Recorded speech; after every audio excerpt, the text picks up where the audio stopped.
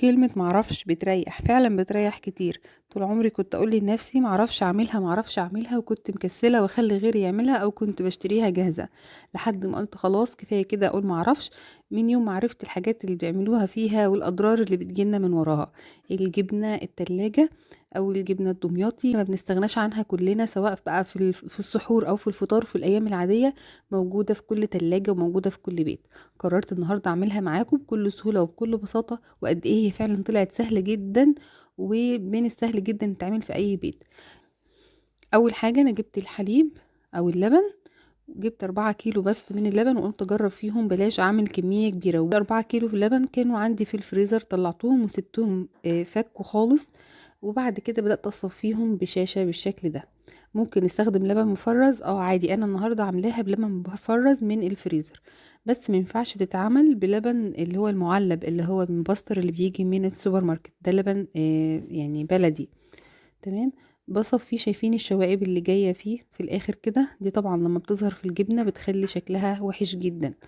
بصفيه برضو في مصفى كده وفي شاشة، بحيث ان لو في برضو اقل حاجة تتعلق فيها وما تنزلش معايا في الجبنة وتعكر لي الجبنة وتخلي شكلها وحش. شايفين شكل الشاشة عامل ازاي؟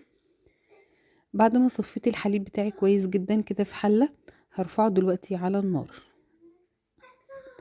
هبدأ اضيف الملح. انا ضفت هنا لكل لتر من اللبن معلقة كبيرة من الملح، 4 معالق كبار من الملح، وزنهم تقريبا 100 جرام من الملح. ملح ناعم عادي من بتاع الأكل. وبدأت أدوب الملح كويس جدا في اللبن. لازم تفضلي تقلبي كويس جدا الملح في اللبن لحد لما تتأكدي ان الملح ده تماما، مفيش أي ملح معاكي مرسي في الحلة. دلوقتي بقى هبدأ نضيف المنفعة، ولازم نتأكد من درجة حرارة اللبن. هنحط صباعنا كده في الحليب، والحليب ده يا جماعة مش مغلي، اللبن ده مش متغلاش قبل كده، أول مرة يترفع على النار. أنا عايزاه بس يبقى ازاي. بحط صبعي كده في اللبن، وبعد لغاية 10. صبعي هيحس باللبن ان هو دافي من غير ما يتلسع. عديت ال10 وصبعك متحمل اللبن، يبقى اللبن بتاعك كده جاهز لاستقبال المنفعة. عندنا هنا دي بقى المنفعة هبدأ استخدم بقى المنفعة، وهي دي اللي هتربط اللبن وتحوله معايا لجبنة. المنفعة ليها اشكال كتيرة جدا، في منها السائل بالشكل ده، وفي منها البودرة، وفي منها بتيجي على شكل اقراص. على حسب المنفعة اللي انت شاريها وعلى حسب المكان اللي انت شاريها منه بتسألي طبعا اللي انت جايبة منه المنفعة بتساوي يعني المقدار المنفعة اللي بيحتاجه كل لتر من الحليب، وحسب ما يقولك استخدمي بالظبط. انا المنفعه النوع اللي عندي ده منفعه طبيعيه، وسالت المعمل او المكان اللي انا جايبه منه، قال لي ان اللتر لبن بياخد نص معلقه كبيره من اكل، يعني اللترين لبن بتحط عليهم معلقه. فهنا 4 لتر من الحليب او 4 كيلو حليب هياخدوا معلقتين اتنين بس من المنفعه، وبتخلي الاكل حلو. ميزه المنفعه اللي انا مستخدماها او اللي هي منفعه السايله دي، ان هي بتربط معانا الجبنه، يعني اللبن بتحوله لجبنه، وفي الاخر بتنزل تاني مع الشيرش، ما بتسيبش طعم. لو الجبنة طولت معاكي شوية ما بتمررش. طبيعية جدا، مفيش فيها اي حاجة صناعية غير الانواع التانية من المنفعة اللي ممكن تمرر معاكي الجبنة او تبوظها. ممكن تشتري منفعة دي منين؟ احنا من المعمل، او ممكن تروحي مدرسة الزراعة برضو بتكون موجودة عندهم هناك، او منفعة اللي هي الاقراص والبودرة اللي انا ما بنصحش ان انت تستخدميها، موجودة في الصيدليات اللي هي البيطرية. طيب خلاص، انا دوبت المنفعه بتاعتي كويس جدا وتاكدت ان هي اختلطت تماما في اللبن. بغطي على اللبن واحط عليه كده فوطه واسيبه في نفس المكان، ما حركش الحله ولا هزها، لمده ساعتين كده على الاقل. وانا بحب كمان بعد الساعتين دولت بحطها كمان ساعتين في التلاجة. انا في هنا حاجه، شايفين الاصفر ده كله؟ اللبن هنا مخلط جاموسي على بقري. البقري طلع الوش الاصفر ده، لكن شايفين الجبنه بتاعتي نفسها بيضه جدا وحلوه.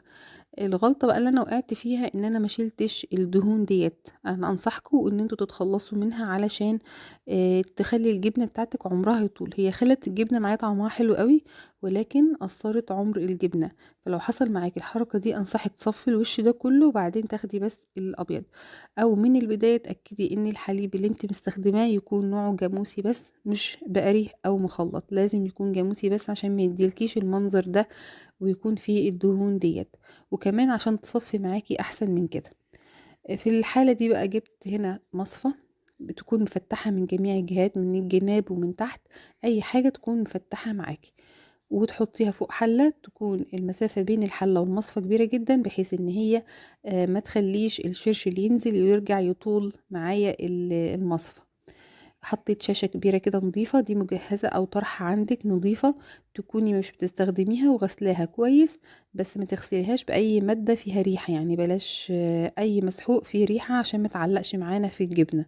بصب الجبنة بتاعتي كده كويس واقطعها علشان تنزل معايا الشرش، وبغطي عليها وبسيبها بالشكل ده كده لمدة ساعتين كده على الأقل، ضغطتين كده خفاف، واسيب الجبنة تصفي تمام. المصفى المفتحة كده من جميع الجهات هتساعدك على الحركة دي كويس قوي. شايفين انا حابة اوريكم بس مجرد ما حطيتها كمية الشرش اللي نازلة، والشرش نازل معايا من كل اتجاه اهو، شايفين كده من الجنب ومن فوق. حبيت اصور لكم. هتقعد كده من غير تقل ومن غير حاجة لمدة ساعتين بس، لان طبعا عاملة كمية مش كبيرة قوي. بعد الساعتين هاجي ابص عليها، شايفين بقى كمية الشرش طالعة قد ايه. الطرحة بتاعتي او الشاشة بتاعتي بقت كلها شرش.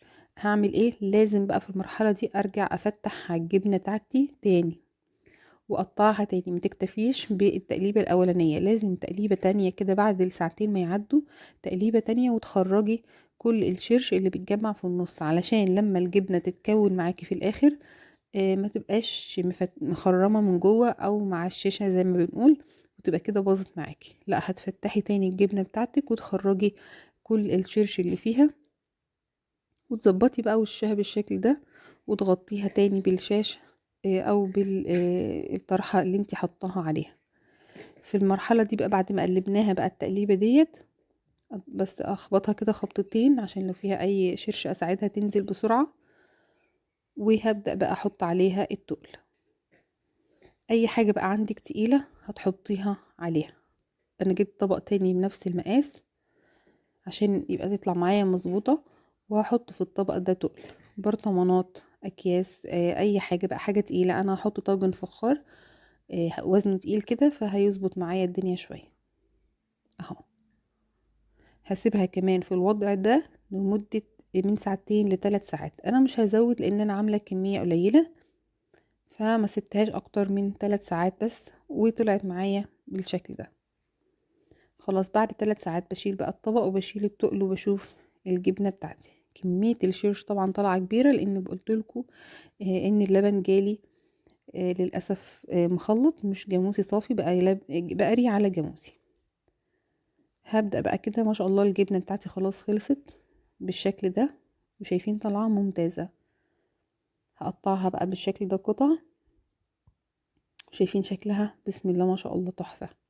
بجد ما كنتش اتخيل ان هي سهلة كده. أنا دايما كنت اقول لا معرفش اعمل جبنة، اي حد يعمل لي اشتريها من بره، وطبعا بنشتريها بتمن بره يعني اتنين مبالغ فيها جدا. مهما كان برضو في البيت لا طعم تاني بصراحة. لما تعمليها في البيت، انا عندي الولاد ما بياكلوش جبنة، ولما اتعملت في البيت حبوها جدا واكلوها. شايفين الخرطة اللي طالعة من النص زيها زي اللي من الحرف بالظبط، مظبوطة تمام. بعد ما جهزت بقى الجبنة بتاعتي، هبدأ بقى احطها في حاجة كده عشان احتفظ بيها. ممكن تحطيها في برطمان، او ممكن تحطيها في العلبة اللي هتحطيها في التلاجة بالشكل ده. بدأت ارص الجبنة بتاعتي بالشكل ده، وكلها ما شاء الله ما فيش واحدة فيها معششة ولا مخرمة من جواه ولا معبية شرشة ولا حاجة. انا سبتها لحد تاني يوم الصبح كده في قلب الشاشة دي لحد الصبح، وبدأت اعبيها بالشكل ده. الشرشة بقى اللي نزلت منها غليتها كويس وسبتها لما بردت معايا تماما، وبعد كده ضفتها على الجبنة بالشكل ده، وحطيت معاها كده قرن فلفل. شايفين اللبن كان دسم جدا، والشرشة بتاعتي تحس ان عليها سمنة بلدي كده. وخلاص بحتفظ بيها بقى في التلاجة. بس انصحكم ان النوع الجبنة التلاجة زي ما انتوا عارفين عشان ملحها خفيف. لازم نعمل كمية بسيطة ونخلصها في وقت مثلا اقصى حاجة كده اسبوعين. المرة الجاية ان شاء الله نعمل مع بعض جبنة الخزين او الجبنة البراميلي، وهقول لكم ايه الفرق بين الجبنة التلاجة والجبنة البراميلي، وان شاء الله تعملوها وتطلع مظبوطة معاكم تمام. واشوفكم اتمنى الفيديو النهارده يكون عجبكم، واشوفكم على خير ان شاء الله في فيديو جديد. سلام.